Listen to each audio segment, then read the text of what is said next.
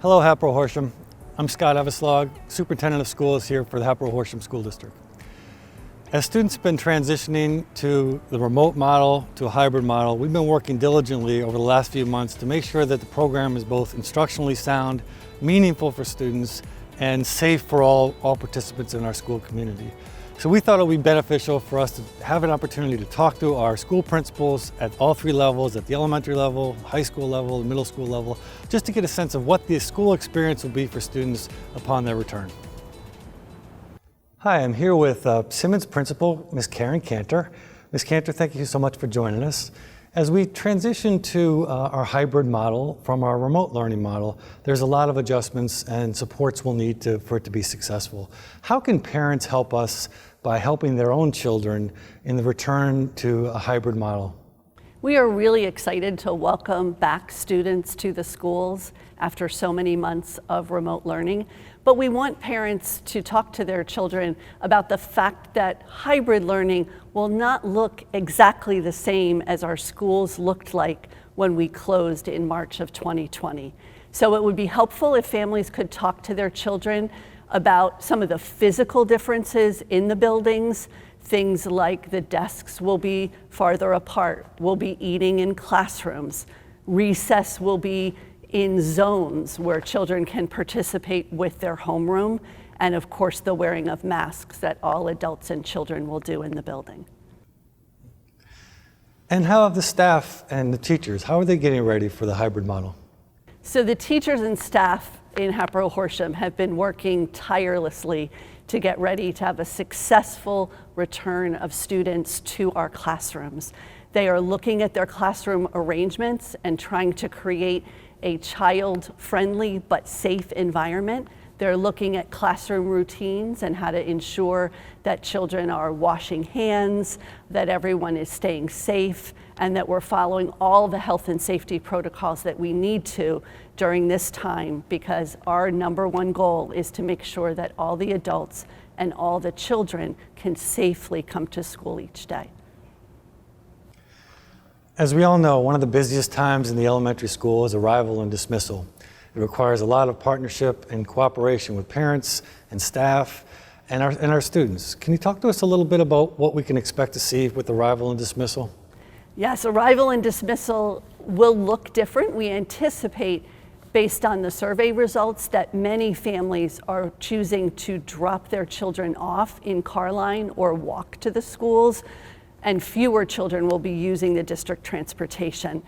When students arrive at school, they will not be going to large areas as they might have in the past. They will actually be going directly to their classrooms, where the teachers will be waiting for them in the morning.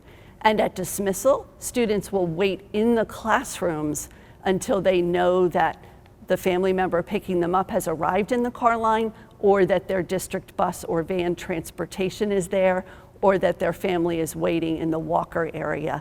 Those routines vary among our 4 elementary schools, so look for information from your homeschool principal about what those routines will look like at your school.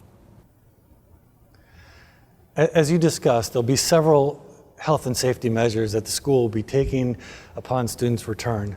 One of those specifically is the use of masks.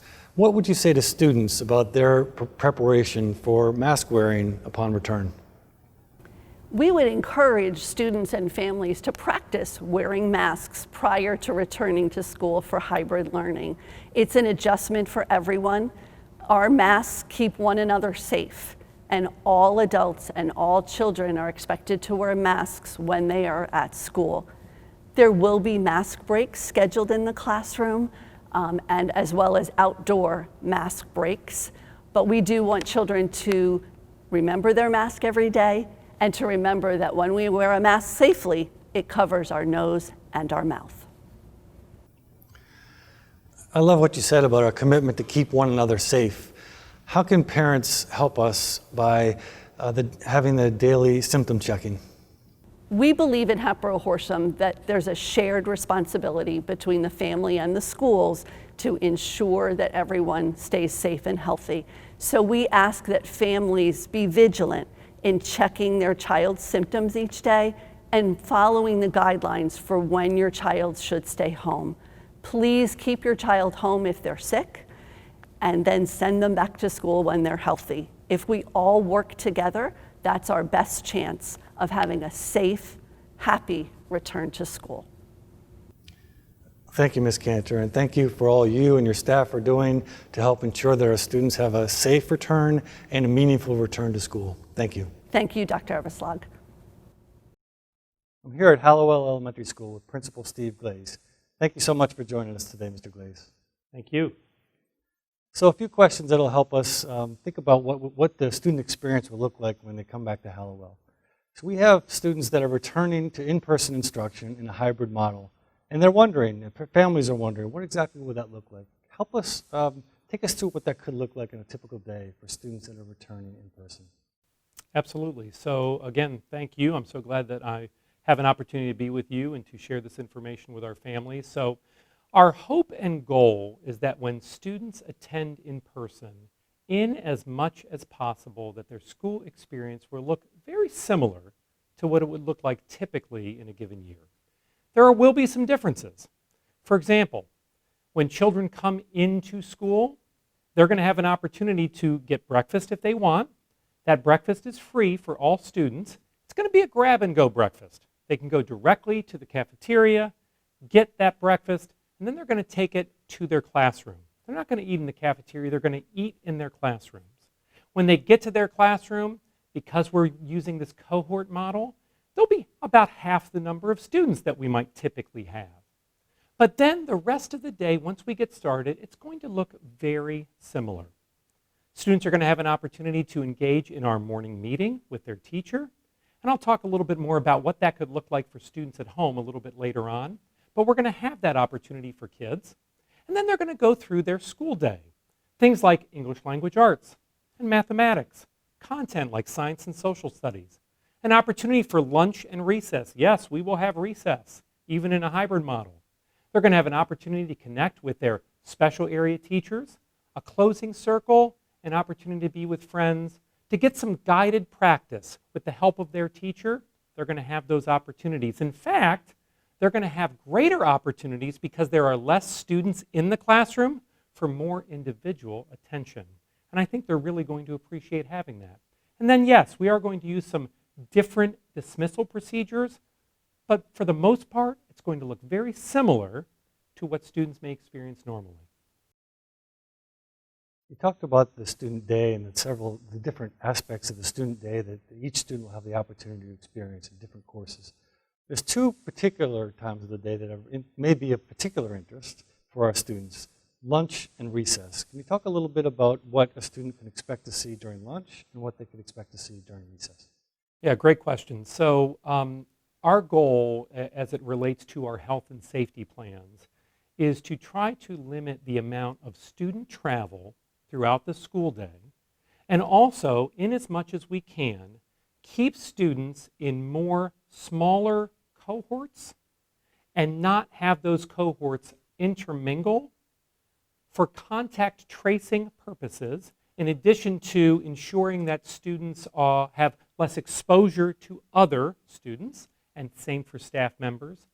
The lunch periods are going to happen in the classrooms. So we're going to have lunch choices like we always do. Students will order those lunches ahead of time. That information will get to our food service department. They will create the lunches as they always do.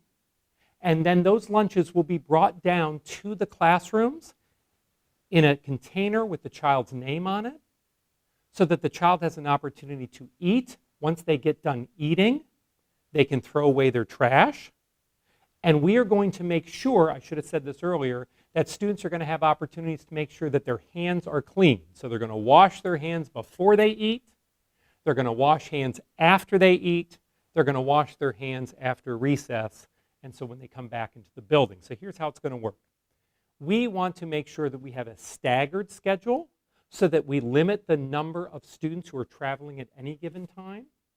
And we're also going to use a system where students are going to eat first and then have recess afterwards. So we're going to stagger that schedule throughout the day. They're going to eat in their classroom. And then our hope, of course, We want to get the kids outside. We know that it is very, very difficult. We know this for us as adults. It's very difficult to wear a mask for a prolonged period of time. And so we're going to have opportunities throughout the day where we're going to take some mask breaks. We hope to take children outside. You can be at a safe distance, remove those masks, breathe in that fresh air. But if we can't, if it's a rainy day and we really can't go outside, we can still have mask breaks inside. We're going to make sure that they're about 10 minutes in duration. Now back to lunch. So it's time to eat. You're going to take off your mask. You've washed your hands. You're going to eat your meal. You're going to throw away your trash, and then you're going to go outside. And when you go outside, you are going to notice, the children will notice, that we will have particular areas set up by cohort and by class where they can play, and we're going to try our best to give them options for where they can play. The equipment that they are going to use is going to be for their cohort and their group. After they are done using that equipment, we are going to sanitize that equipment and we're going to put it off to the side, because when the next group arrives, they have a whole new set of equipment that they can use. And when they're done playing with that equipment, it'll be sanitized. And then when the third group comes out, that first set of materials, now it's sanitized and ready to use. So we're going to make sure that whatever materials that we have, when we have to share them, because some materials we're just going to say, you know what, don't share those things, you keep them. Like the supplies that a child might bring to school, like pencils and crayons, they're going to keep that at their desk in their bag.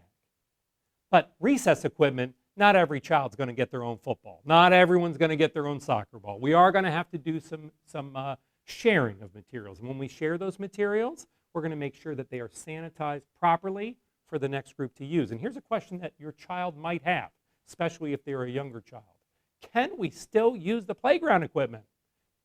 Good news. Yes, we can. We're going to follow the same kind of system.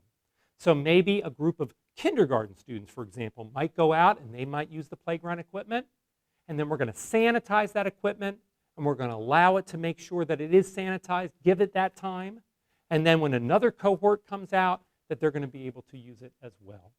We're also going to make sure in the mornings, before students arrive, we're going to sanitize all the equipment, because we know that sometimes people in our community like to use our playground after hours.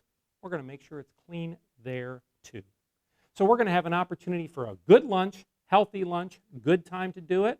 And then when the kids go outside for recess, you're going to have equipment, choices, have opportunities with friends, and it's going to be done so in a very safe manner.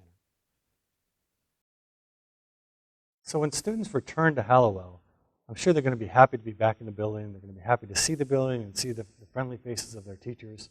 But one thing that they will see, which will be different, will be signs around the school. So can you talk to us a little bit about what the signage in the school may look like and what type of direction that will provide for our students? So it will be new for students to see these types of signs in school, but it will not be new for them to see these types of signs, because the signs that we have are things like 6-foot distance, floor decals, for example, that we're going to have in some of our hallways. Or maybe we're going to designate certain hallways, high trafficked areas, as one-way hallways. So we might put directional arrows on the floor. Well, you know what? If you've been shopping recently, like Target or Walmart or Giant, many of the places that we go to now, that's how business is done. So although it might look different for schools, it's not going to look different for students. They're used to it. They're going to see it, and we're going to remind them why it's there so that we can use it to help ensure social distancing. We're going to use reminders to wash your hands often, and we're going to use reminders to make sure that people are wearing masks, because that's going to be a requirement. We are going to ask everyone to wear a mask when they come into our building, and as I said before, we're going to give breaks. We're not going to ask students to wear it all the way through, but we want to make sure that we provide the signage necessary to remind our students and staff of the proper things and the basic things that you can do to help keep yourself and others safe. So our students and families have been experiencing remote instruction since the beginning of the year. They can visualize what that program looks like. They also can visualize what an in-person experience would be, because that's typical to what we've had in years past.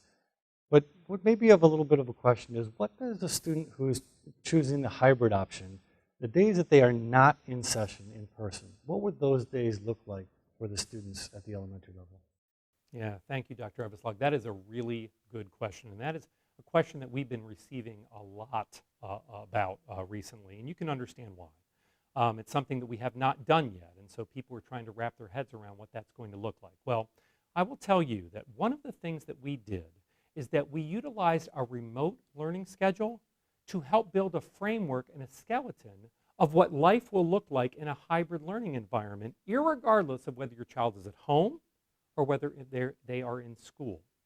So, for example, there is going to be simultaneous time when the teacher is working with students both in school and at home. For example, our morning meeting is going to function in that way. Regardless of the cohort that your child is in, they will be connected to their teacher.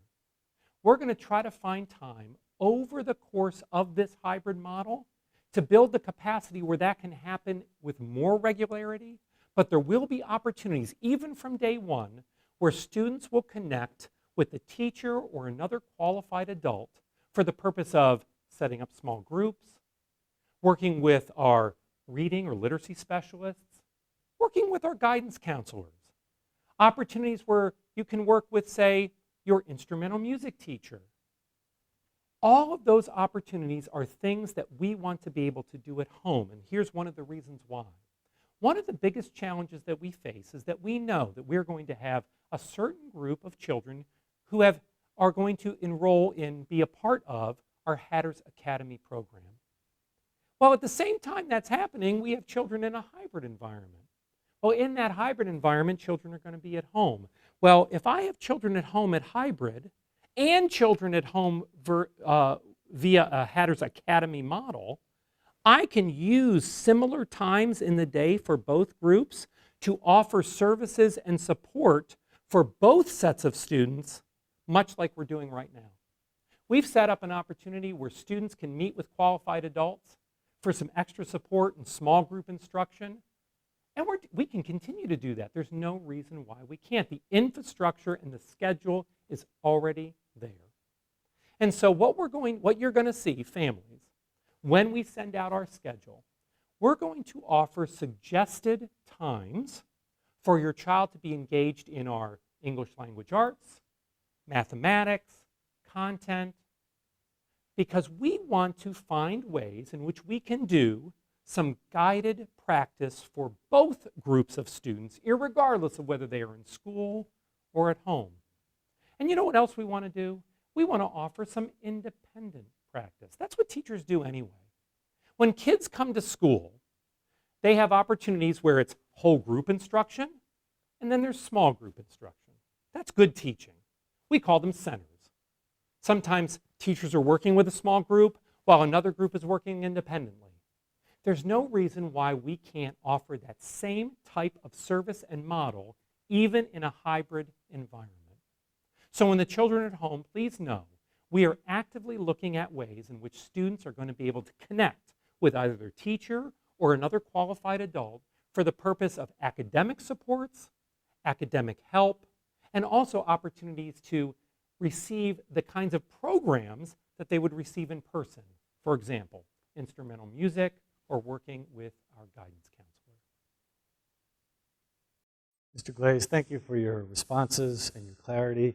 It's really going to be helpful to help us visualize what this next step in our learning journey together will look like for our families. So I appreciate your time today and the time that you and your staff have invested to ensure a smooth transition for our next. Thank you. Families, thank you for joining us today. I want to remind you to please check your website regularly for updates on health metrics, reopening information, and other important information about the school district. We thank you in advance for your flexibility, your communication, and your partnership. I wish you a highly successful school year. Thank you.